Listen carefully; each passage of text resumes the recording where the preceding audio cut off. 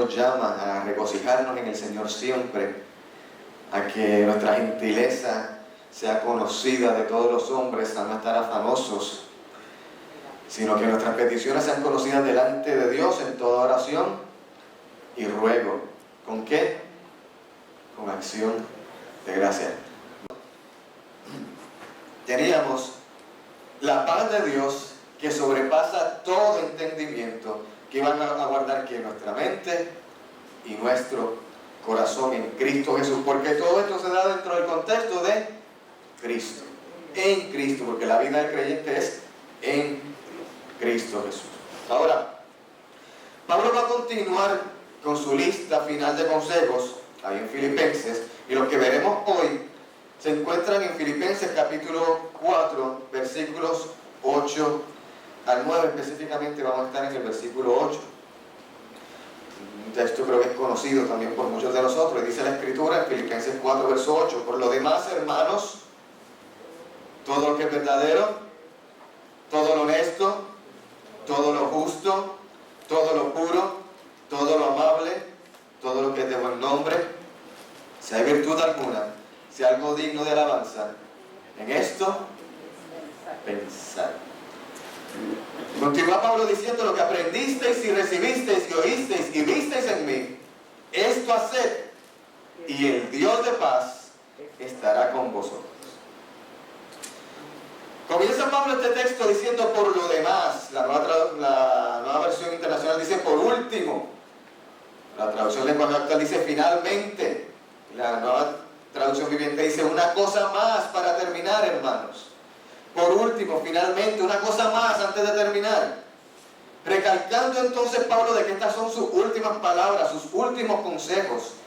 Y entonces en esas últimas palabras él les dice todo lo que es verdadero, todo lo honesto, todo lo justo, todo lo puro, todo lo amable, todo lo que es de buen nombre. Si hay virtud alguna, si hay algo digno de alabanza, en esto pensar. Y el apóstol Pablo menciona 6 adjetivos en los que debemos pensar. Cada uno de estos adjetivos está antecedido por la expresión todo lo justo, todo lo puro, todo lo verdadero. Con lo cual Pablo está estableciendo entonces principios atemporales, que tenemos un potencial de aplicación ilimitado. Es decir, Pablo está presentando 6 criterios específicos que determinan la aceptabilidad en cierta manera. Como diciendo, siempre y cuando una cosa se ajuste a alguno de estos criterios, adelante. Todo lo justo, todo lo puro, todo lo verdadero, siempre y cuando, eso es lo que se piense, se ajuste a alguno de estos criterios, adelante. Él está presentando el principio, no te está especificando directamente esto es verdadero, esto es justo, esto. Está diciendo, no, todo lo que es justo, todo lo que es verdadero, todo lo honesto, en esto pensar. Él te presenta el principio para que tú analices. Porque Pablo está llamando al creyente a analizar cada situación, a determinar reflexivamente qué principios aplican en cada situación. Menciona esos criterios a tener en cuenta, nos dice lo verdadero, todo lo verdadero. Presentando en contraste lo verdadero contra lo falso, contra lo que no es real, contra lo irreal. Lo verdadero es aquello que es cónsono con la realidad. Los hombres hoy pueden preguntarse de forma burlona ¿qué es la verdad? Los escépticos de hecho pueden hasta negar la existencia de una verdad absoluta. Todo es relativo, dicen ahora. Sin embargo, el creyente sabe que la verdad es real y que hay una verdad absoluta. Cristo es la verdad. Y todo lo que es verdad proviene de Él. Como bien dijo en Juan 14:6, yo soy el camino, la verdad y la vida. Pablo nos llama a pensar en lo honesto, en todo lo honesto. Lo cual presenta todo lo que es honorable en contraste con aquello que es vulgar. Todo lo que es honorable significa aquello que es noble, que es digno de respeto, que es reverente, contrario a lo vulgar y a lo mundano. Señala un decoro cristiano, señala un respeto cristiano por uno mismo, como una actitud de reverencia por el templo de Dios que somos. Una actitud honorable, reverente hacia uno mismo por el templo de Dios que somos. En eso entonces debemos pensar, porque soy templo de Dios. Todo lo justo, y lo justo aquí se refiere a lo correcto. Se refiere a que uno se adecúa al ejemplo del carácter de Dios, de modo que uno sea una persona moralmente recta. En el Antiguo Testamento la palabra que se usa para justo viene de una palabra que significa vara para medir, diciendo entonces, o refiriendo entonces a la naturaleza de Dios como el estándar, como el nivel ante el cual nosotros nos medimos y ante el cual buscamos todas las cosas, todas las medidas, todo lo justo. Se refiere a lo correcto.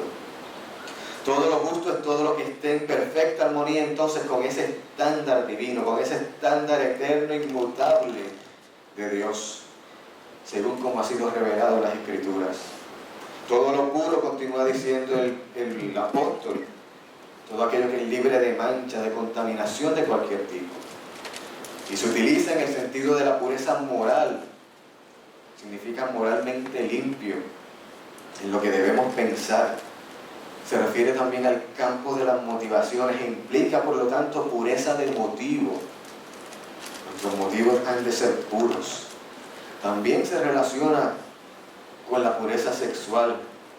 Nos llama a pensar y meditar en todo lo que es puro, todo lo que sea moralmente puro y moralmente limpio. En eso debemos pensar, no en otra cosa, o no en la basura que puede traernos o promovernos el mundo.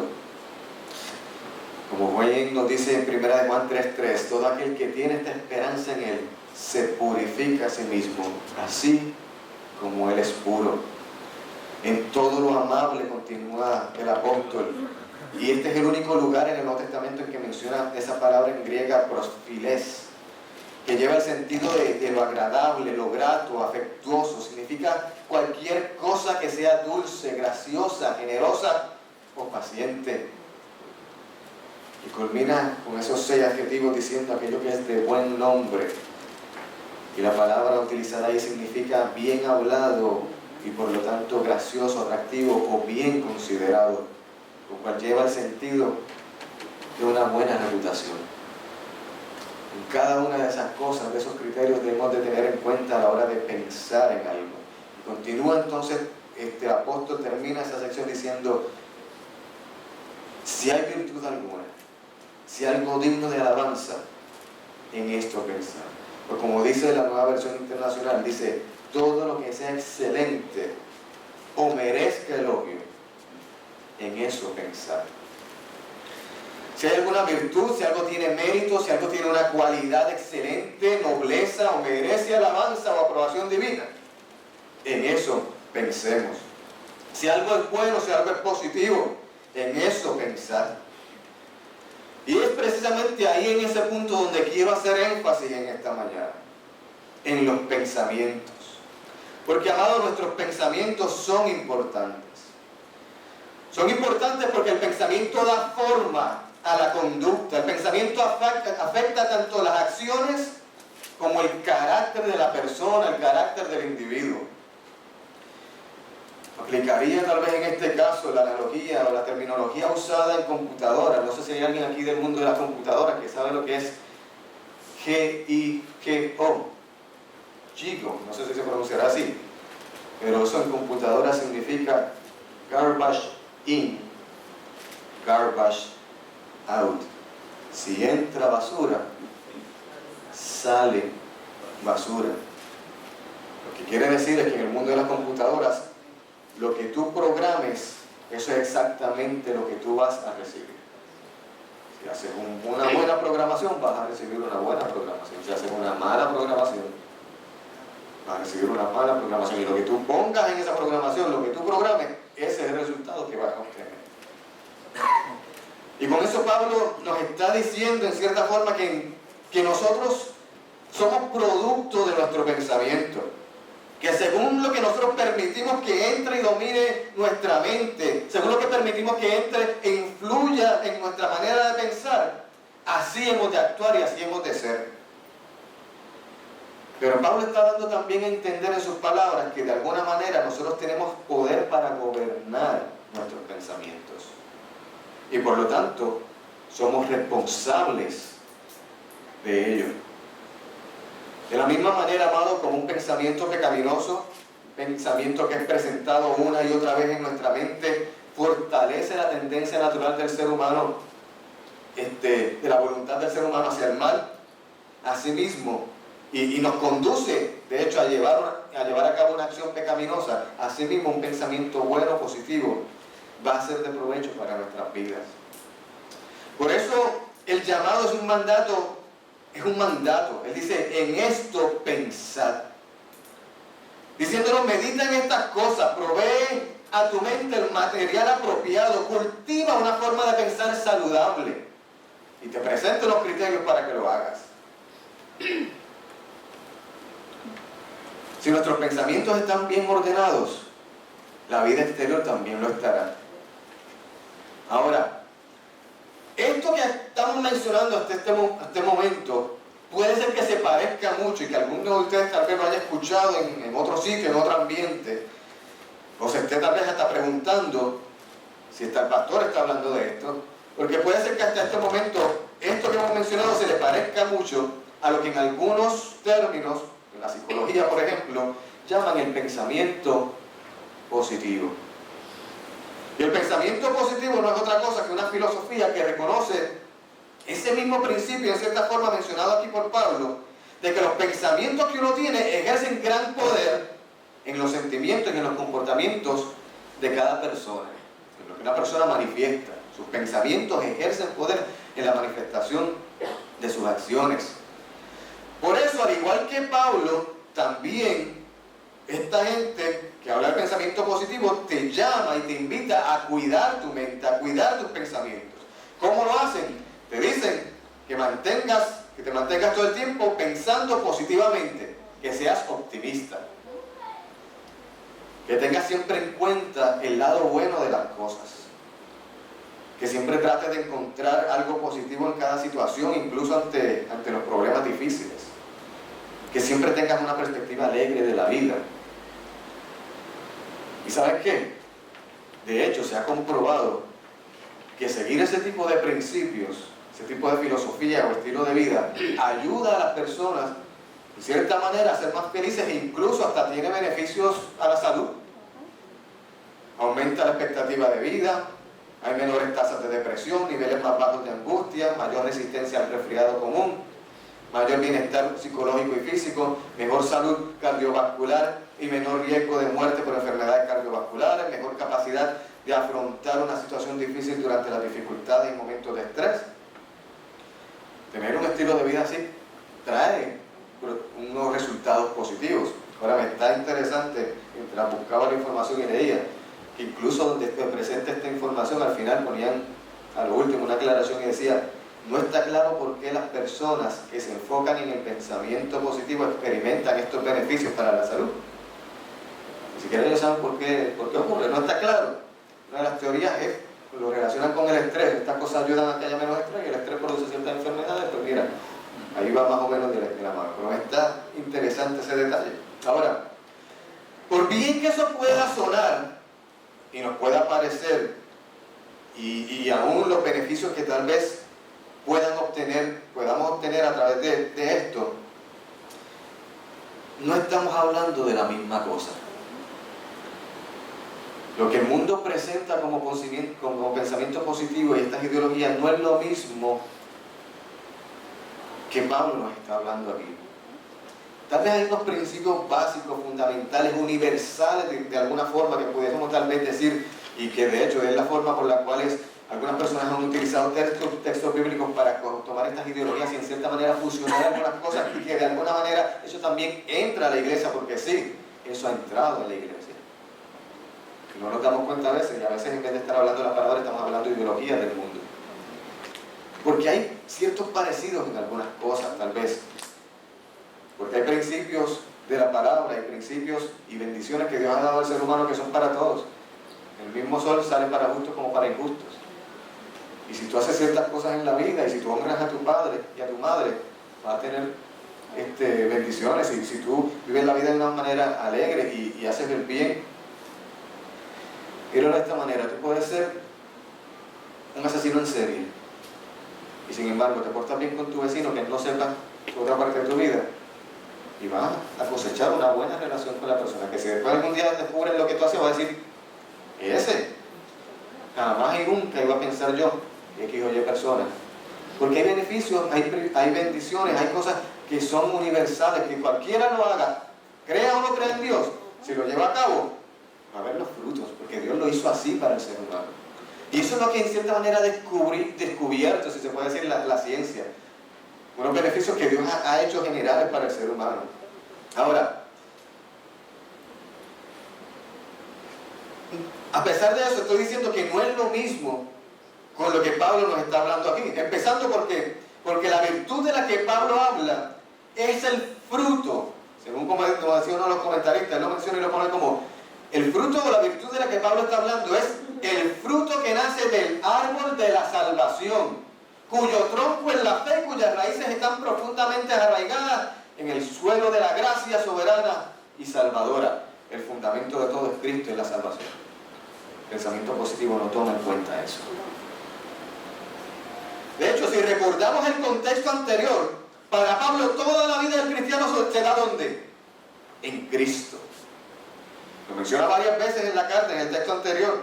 Así que la diferencia fundamental entre el pensamiento positivo y el pensamiento bíblico es que el pensamiento positivo tiene que ver con la creación, pero la fe tiene que ver con el Creador. El pensamiento positivo se trata de satisfacerse a sí mismo, pero la fe se trata de glorificar a Dios. El pensamiento positivo se centra en pensar en los pensamientos positivos. La fe piensa de acuerdo a la palabra de Dios. El pensamiento positivo le da el crédito al hombre. La fe le da el crédito y toda la gloria a Dios. El pensamiento positivo se esfuerza por ganar en la vida basado en la capacidad de mantener una actitud positiva.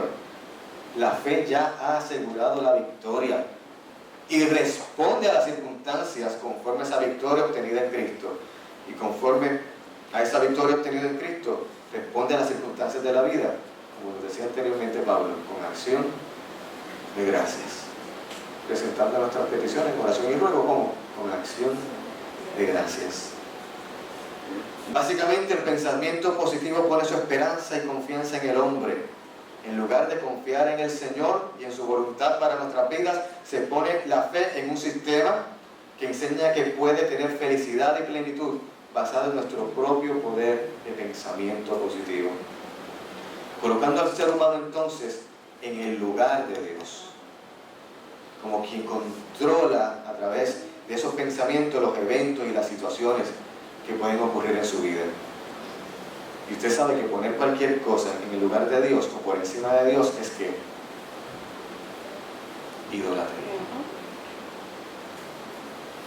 Curiosamente, además de eso, fíjense que el pensamiento positivo ve como una fuerza magnética en cierta manera, o como una fuerza mística. Se ve como una fuerza mística para lograr el cambio o el éxito en la vida. De hecho, hay diferentes ramas y extensiones de esto, pero hay algunos que hablan sobre, por ejemplo, la ley de atracción. Si lo piensas, va a suceder. Piénsalo, tienes que tener tu mente pensando.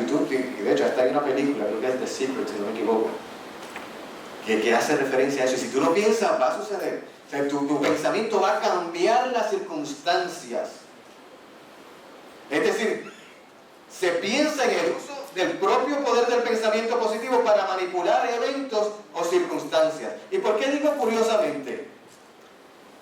Si nosotros vamos a la Enciclopedia Británica y buscamos la definición de brujería, se traduce como el ejercicio o invocación de supuestos poderes sobrenaturales para controlar personas o eventos. Es decir, si tú crees que con el poder de tu pensamiento positivo vas a cambiar la forma o de forma mística los eventos en tu vida, estás muy cerca, por no decir que estás muy cerca de estar practicando, al menos por definición, lo que se conoce como brujería o ocultismo. En el artículo Positive Thinking versus Faith in God de Jim Collins, en la página Beyond Positive Thinking, dice: el pensamiento positivo intenta usar tu propio poder o un poder superior ambiguo para cumplir con tu propia agenda personal. La fe se basa en el poder de Dios. El pensamiento positivo tiene que ver con tu agenda y con la manipulación de tu entorno. La fe tiene que ver con la agenda de Dios y permitir que Dios cumpla su voluntad y propósito en tu vida. El pensamiento positivo tiene que ver contigo mismo y con lo que puedes obtener. La fe tiene que ver con Dios y lo que Él puede hacer a través de ti. Para completar, amado, el pensamiento positivo no resuelve nada acerca del pecado, porque ni siquiera reconoce la existencia del pecado. Sin embargo, la Escritura nos dice que todo pensamiento debe ser llevado cautivo a la obediencia a Cristo, según de Corintios 10:5, derribando argumentos y toda altivez que se levanta contra el conocimiento de Dios, llevando cautivo todo pensamiento a la obediencia a Cristo. Así que no, amado, el pensamiento positivo y el pensamiento bíblico no es la misma cosa. Y por último, entonces, deseo resaltar una verdad importante que Pablo nos presenta, o nos está presentando aquí en este verso. Porque el apóstol, a través de estas palabras, nos está diciendo que debemos aprender a pensar en las cosas de la manera correcta. Cuando él presenta este grupo de criterios, nos está diciendo y nos está llevando a que debemos pensar o tener el pensamiento correcto. Es un llamado a tener el pensamiento correcto. Y ese verbo que se utiliza ahí para pensar es un imperativo, lo que significa que es un mandato. Y nos llama a reflexionar, a evaluar, a determinar, a usar nuestras facultades para considerar la validez o las implicaciones de algo. En otras palabras, a que desarrollemos ese tipo de hábito en el pensamiento. Ya hemos dicho que somos producto de nuestro pensamiento. De hecho, Proverbios 23:7 nos dice: porque cual es su pensamiento en su corazón, tal es él. Por lo tanto, debemos de cuidar nuestros pensamientos y debemos cultivarlos. Y Pablo nos da los criterios para cultivarlos, para llevar a cabo ese ejercicio de pensar, de reflexionar, basado en eso tomar decisiones correctas. Decisiones pensadas, decisiones razonadas, fundamentadas en la verdad de Dios que nos lleven a un pensamiento correcto. En un mensaje del pastor John MacArthur sobre este verso, él decía: lo particular de este tiempo en que vivimos es que en nuestra cultura pensar no es tan importante. No estamos tan preocupados por pensar como lo estamos por otras dos cosas. Llamémoslo emoción y pragmatismo. Hoy nos preocupamos más por sentir y por el éxito que por la verdad y por lo que es correcto. En otras palabras, la gente en nuestro diario vivir, en nuestro alrededor, no se pregunta: ¿es verdad? ¿Es correcto? Lo que se pregunta es: ¿funciona? ¿Cómo me hace sentir? ¿Me gusta? ¿Me agrada? La gente no quiere saber si las cosas están bien o no. Muchas veces ni les importa si está bien o no. No importa si es verdad. Lo que importa es si me funciona, si para mis propósitos, si para mis motivaciones funciona y está bien. Si me hace sentir bien. Si me hace sentir bien, adelante. No hay problema. Sigo para adelante. Si me gusta, para adelante. Esa es la naturaleza de nuestra sociedad, amado. De hecho, incluso en las iglesias, lamentablemente, a veces la gente no se pregunta si es verdad o si es correcto. Se preguntan lo mismo: ¿me hace sentir bien? Y doy gracias a Dios por el ministerio de adoración. Y le invito, yo sé que lo están haciendo, pero lo digo como forma de que lo continúe haciendo, hacer lo que nos dice la palabra, de que cantemos con entendimiento. Porque yo sé quién era que decía que que decía así, pero yo sé de que sé porque sé, o algo así. Pero yo sé de que sé porque sé que la selección de los cánticos para los devocionales no es casual. Que la selección de las letras para los devocionales no es casual. Es orada, es pensada y es con un propósito. Y le invito a que en esa misma unidad de pensamiento cantemos con conocimiento y disfrutemos de las verdades que estamos cantando. Pero ¿sabe qué? No todo el mundo hace eso. No en todos los lugares se hace eso. Hay gente que lo que piensa es, si me gusta la canción, si me gusta el ritmo, no importando si lo que estoy diciendo es una herejía, ya sea en la canción o en el mensaje o en lo que se en la enseñanza. Si la forma de traerlo y de expresarlo me gusta y me agrada, no importa el mensaje, me hace sentir bien, me motiva, me hace sentir bien, salgo confiado. Olvídate si es verdad o es mentira. Me hace sentir bien. O tal vez dice, funciona, la gente viene, se llena la iglesia, ¡oh, avivamiento, funciona! Aunque estés diluyendo el evangelio. O aunque lo estés olvidando. Olvídate, la gente viene, olvídate, funciona. Pero no es bíblico, pastor, increíblemente hay que decirle al pastor, pastor, no es bíblico. Olvídate, funciona. Pero no es la verdad. Funciona. Bueno, si están viniendo. ¿Se siente bien? Bueno, si salimos confiados. Olvídate. Funciona. Vamos para adelante. O por el otro lado.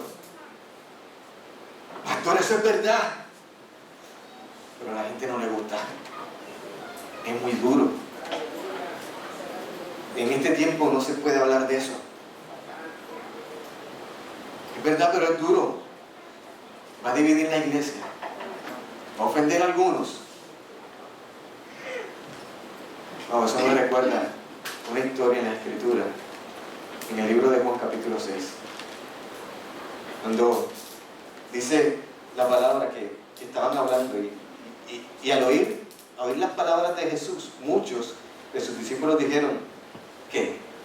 Dura es esta palabra. ¿Quién la puede oír? Y en el 61 sigue diciendo, y sabiendo Jesús en sí mismo que sus discípulos murmuraban de eso, les preguntó, ¿esto os ofende? ¿Esto os ofende? Y unos versos más abajo, en el 66 dice, desde entonces muchos de sus discípulos que volvieron atrás y ya no andaban con él. ¿A qué venimos a la iglesia, amado? Usted recuerda a los nobles de Berea en el libro de Hechos. Los nobles de Berea eran nobles o se consideraron como nobles porque ellos escudriñaron las escrituras. No para ver si se sentían bien, no para ver si las cosas funcionaban como a ellos les parecía, sino para ver si las cosas realmente eran así, si era la verdad lo que Pablo estaba diciendo. Fueron y escudriñaron las escrituras para ver si eran verdaderas.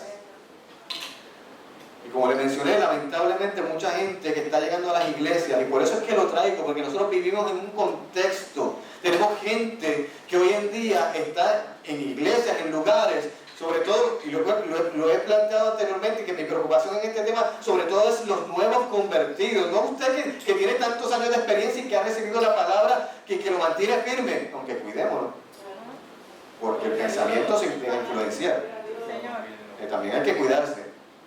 Pero también a la misma vez que podemos ser influenciados, también podemos influenciar. Y abrir los ojos también y llevar a la verdad a otros que pueden estar en otros contextos donde no se den cuenta de lo que está pasando. Porque esto ha sido algo de años que ha ocurrido y que ha entrado en la iglesia. Y lamentablemente mucha gente llega a las iglesias en el día de hoy no para pensar, no para razonar acerca de la verdad, como los nobles de Berea, sino para ver qué pueden sentir. Y vienen buscando una experiencia que les haga sentir bien por un momento. Literalmente es como si fueras a beber a un padre, pero sin resaca. ¿Sí? Ese tipo de experiencia que cada vez que la necesita, pues voy el fin de semana y necesito salir este fin de semana. Y como que tener ese boost emocional. Porque sí, hay un boost espiritual que todos necesitamos y siempre venimos, como venimos y decimos los viernes, que de hecho este viernes volvemos de nuevo, si Dios lo permite, volvemos con el oasis. Y sí lo necesitamos, pero no estamos hablando de eso, estamos hablando no de ese boost espiritual, sino lo que realmente es en estas personas es un boost emocional, es una recarga emocional que lo que está buscando no es el bienestar espiritual, sino la emoción del momento. De que me emociono, siento que estoy bien con Dios porque fui a la iglesia, porque estuve en un ambiente de iglesia espiritual, las cosas se movieron, Dios estuvo presente, se sintió, pero no hubo ese tomar la palabra, comer la palabra y que la palabra te transforme la mente y el corazón. Y hay mucha gente que vive así, buscando siempre ese boost emocional cada semana, lo cual me hace preguntarme también qué pasó, dónde estuvo Dios en la semana. Porque se acostumbra entonces a ir el fin de semana a buscar a Dios y en la semana. Que es contrario a nuestra experiencia de vida cristiana, que sabemos que estamos con Dios cuando todo el tiempo, siempre. Salimos de aquí en la semana, venimos el domingo y contamos las experiencias que hemos tenido con Dios en la semana y damos testimonio de cómo Dios ha estado con nosotros en todo tiempo. Así que estamos claros que ese no es el propósito de la iglesia. Aquí venimos a tener un encuentro transformador. Venimos, como dice Romanos 12:1, venimos a presentar nuestros cuerpos en sacrificio vivo y santo, agradable a Dios, que es nuestro culto racional. Venimos porque de hecho no queremos conformarnos a este siglo, sino transformarnos por medio de la renovación de nuestro entendimiento para comprobar cuál es la buena voluntad de Dios, agradable y perfecta. ¿Y por qué hablo de transformación? Permítame que le dé un poco de teología del pensamiento. ¿Qué pasa antes de ser salvo? ¿Qué dice la Biblia acerca de nuestra mente antes de ser salvo? ¿Cómo es la mente antes de la salvación? En primer lugar, depravada. Romanos 1:28. Y como ellos no aprobaron tener en cuenta a Dios, Dios los entregó a una mente reprobada para hacer cosas que no convienen. La mente depravada, degradada, libertina, perversa, malvada. En segundo lugar, es ciega. 2 Corintios 4:4. En los cuales el Dios de este siglo cegó el entendimiento de los incrédulos para que no les resplandezca la luz del Evangelio de la gloria de Cristo, el cual es la imagen de Dios. En tercer lugar, es vana e inútil. Efesios 4:17. Esto pues digo y requiero en el Señor, que ya no andéis como los otros gentiles que andan en la vanidad de su mente. Cuarto lugar, es ignorante. Efesios 4:18. Teniendo el entendimiento entenebrecido, ajenos a la vida de Dios, aquellos que están sin Dios, teniendo el entendimiento entenebrecido, ajenos a la vida de Dios, por la ignorancia que en ellos hay, por la dureza de su corazón. Y finalmente, el pensamiento, la mente antes de la salvación, antes de ese encuentro con Cristo, es incapaz de discernir. 1 Corintios 2:14 dice, pero el hombre natural no percibe las cosas que son del Espíritu de Dios, porque para él son ¿qué? Locura. Y no las puede entender, porque se han de discernir espiritualmente. Ante esto, John MacArthur dice que ante esta realidad nosotros podríamos fácilmente decirle a un incrédulo, con amor, podríamos decirle, amigo mío, no te conozco muy bien, pero sé algunas cosas sobre ti que me gustaría compartir. No sé cuál es tu coeficiente intelectual, no sé cuál es tu formación académica, pero quiero decirte que tu mente es depravada, ciega, inútil, ignorante y tonta. Obviamente es un ejemplo, no vaya a ser así de esa manera, pero coja la idea. Ahora, ¿por qué? Y sabes que si lo hicieras, tendrías toda la razón, porque la mente de quien está lejos de Dios es tan depravada que no elige el bien, tan ciega que no sabe el bien, tan inútil que no hace el bien, tan ignorante que ni sabe que hace todo eso, y por lo tanto queda con la única alternativa, pensar que todo esto entonces es ¿qué? Una locura. Porque no puede entender, su mente no puede entender las cosas espirituales. Esa es la mente del hombre caído, esa es la mente del hombre carnal, esa es la mente antes de la salvación. Pero ¿qué pasa con la mente en la salvación? En la salvación el hombre llega al conocimiento de la verdad sobre sí mismo, la verdad sobre su pecado, sobre Dios, sobre Cristo, sobre la obra de Cristo y por lo tanto sobre el mundo en general, sobre la realidad del mundo. La cosmovisión cristiana no quiere decir otra cosa que la forma de ver el mundo, y para nosotros, y entendemos que es lo correcto, es la verdad, la realidad de por qué el mundo es como es y está como está y por qué ocurre lo que ocurre. Todas las otras cosmovisiones tienen falsedad, son mentiras. A veces no lo pensamos y no lo vemos, que nuestra cosmovisión, lo que nosotros decimos que es el cristianismo, es una cosmovisión, es una forma de ver el mundo, que lo que estamos diciendo es que la forma en que vemos el mundo es la verdadera, es la real.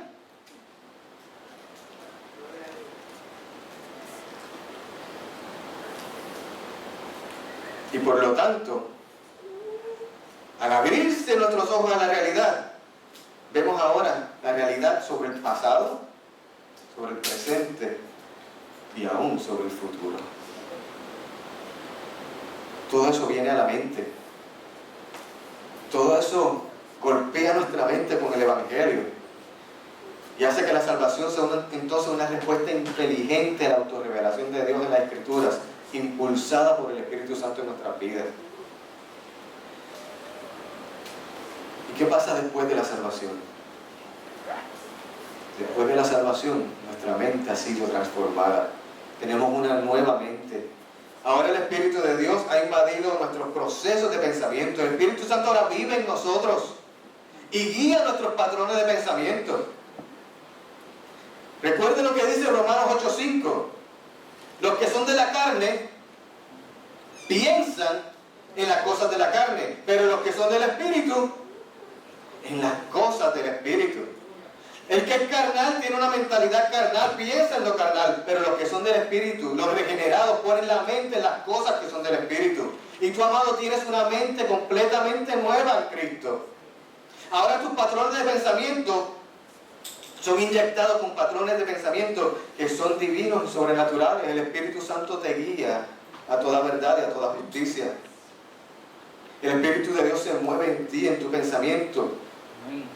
Y ahora esa mente que una vez fue depravada, que fue ignorante, sin discernimiento, ahora ya no piensa a nivel carnal, sino que ahora piensa en lo espiritual.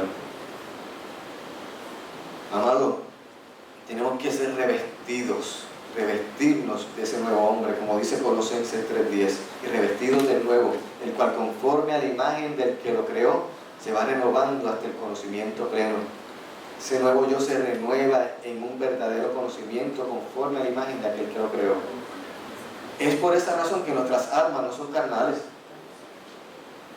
Nuestras armas son espirituales. Como dice 2 Corintios 10:4, las armas de nuestra milicia no son carnales, sino poderosas en Dios para destrucción de fortalezas. Son armas que destruyen especulaciones, argumentos, toda altivez que se levanta contra el conocimiento de Dios. Y llevamos cautivo todo pensamiento a la obediencia de Cristo. Es lo que dice el verso, derribando argumentos y toda altivez que se levanta contra el conocimiento de Dios y llevando cautivo todo pensamiento a la obediencia de Cristo. ¿Está viendo lo que está diciendo? ¿Está viendo lo asombroso que eso? Nosotros podemos ir por el mundo y literalmente llevar cautivo todo pensamiento humano a la verdad en Cristo. El mundo puede ofrecernos y presentarnos cualquier cosa, pero usted está en Cristo y toma ese pensamiento y lo filtra a través de la verdad de Cristo y lo lleva cautivo a la verdad de Cristo. Y el mundo podrá, de cualquier forma, de lo más bello, lo más espectacular, con los PhD, con los doctorados, con las maestrías, con lo que sea, con la aparente ciencia, pero si cuando pasa por el filtro no es verdad, revisen allá, porque esto no cambia. El fallo está allá y se ha probado cada vez y cada vez y cada vez más. Si están bien, va a ir acorde a la palabra. Si no está bien, que revisen. Aunque les tome, como muchas veces, 10, 20 o 30 años, que han dicho una cosa y después de ellos 20 o 30 años, no. Si aquel estudio estuvo mal, si aquel descubrimiento no fue así, fue mal interpretado. Podemos ir por el mundo y literalmente llevar cautivo todo pensamiento humano a la verdad de Cristo. Amado, tenemos la mente de Cristo, la mente de Dios. Aleluya. 1 Corintios 2:16 dice: ¿quién conoció la mente del Señor? ¿Quién instruirá? Más nosotros. Y está hablando de la iglesia. Amén. Nosotros tenemos la mente de Cristo. Ahora, ¿te puedo desafiar? ¿Te puedo presentar un desafío? No sé si has notado que de vez en cuando tu mente se ensucia. No sé si has notado que de vez en cuando, cada cierto tiempo, necesitas una limpieza periódica. Te invito a que recuerdes Romanos 12:1-2.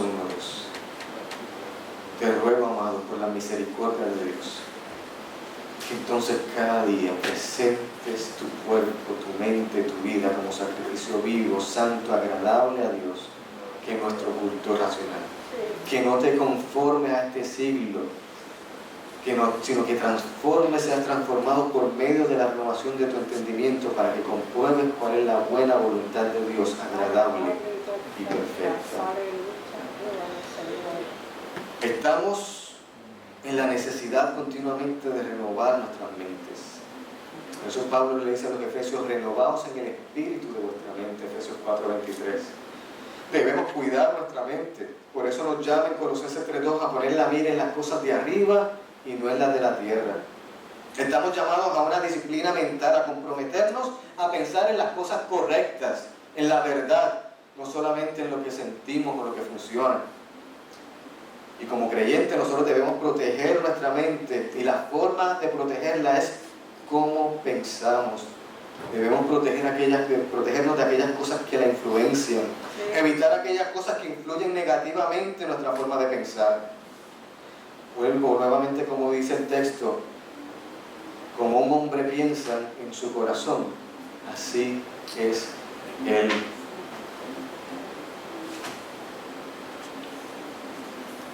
Amado, no podemos esperar la plenitud del gozo espiritual a menos que deseemos las cosas correctas.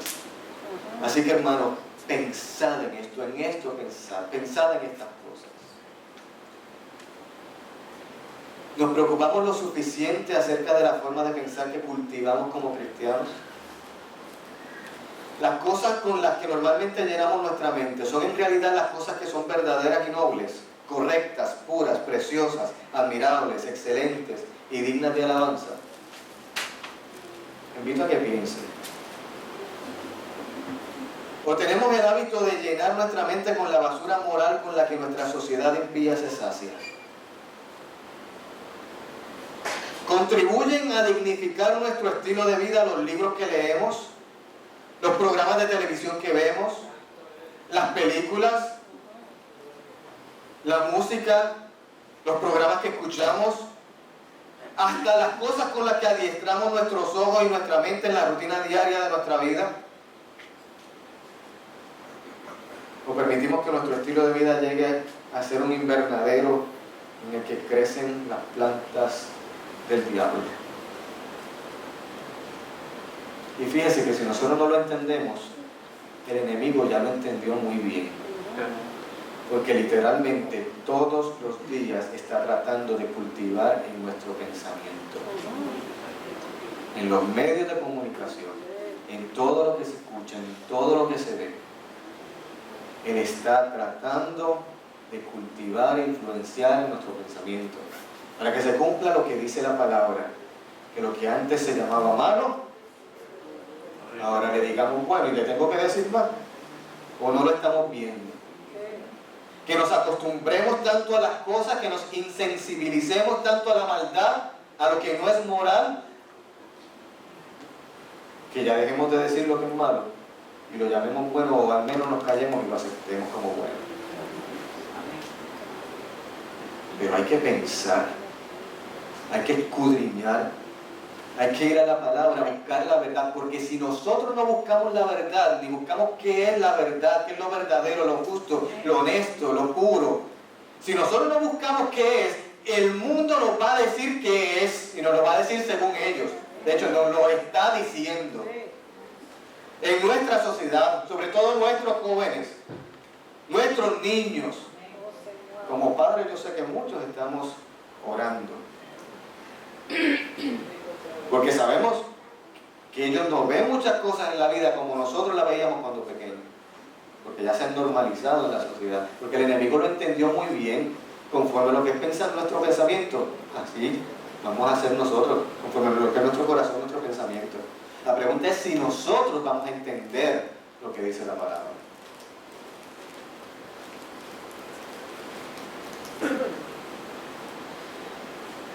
Lo que sembramos en nuestro estilo de vida, lo cosechamos en nuestras palabras y acciones. Amados hermanos, en esto pensar.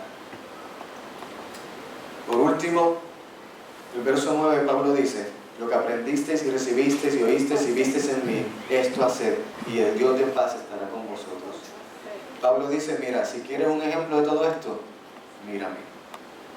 En otras versiones, en otros versos dice: sed imitadores de mí, como yo de Cristo.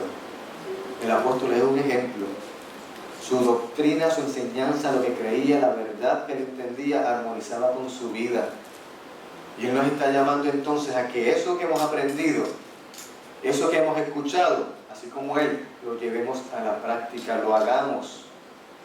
Quien aprende tiene una sola responsabilidad: poner en práctica lo que ha aprendido.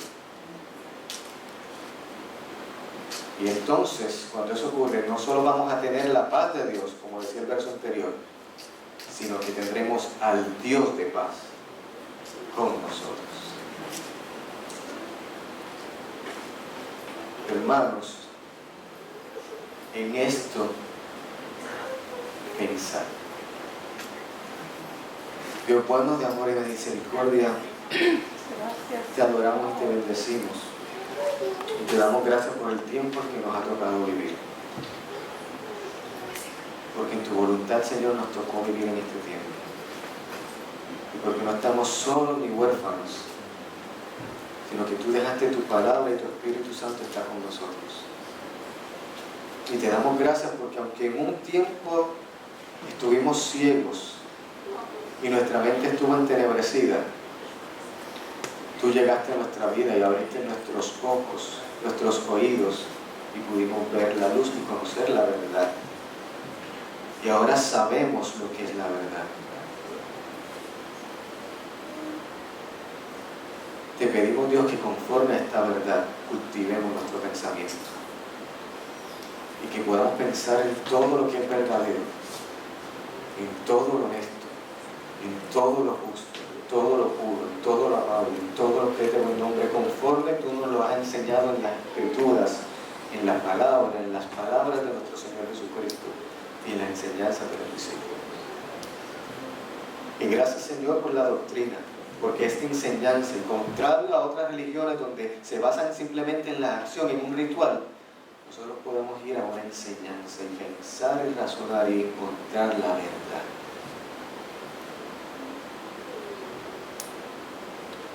Ayúdanos, Señor, a vivir en ella. Que tu Espíritu Santo, que es nuestro bien, siempre nos lleve a toda verdad y a toda justicia. Pero, Señor, de la misma forma te pedimos que como el mundo intenta influenciar nuestro pensamiento, tú nos uses como agentes para influenciar el pensamiento del mundo. Y tal vez no de forma expuesta, si se puede, Señor, y si tú lo permites, gloria a Dios quien pueda hacerlo. Pero tal vez en el uno a uno, con mi compañero de trabajo, con mi vecino, con mi hijo, con mi padre, con mi esposo.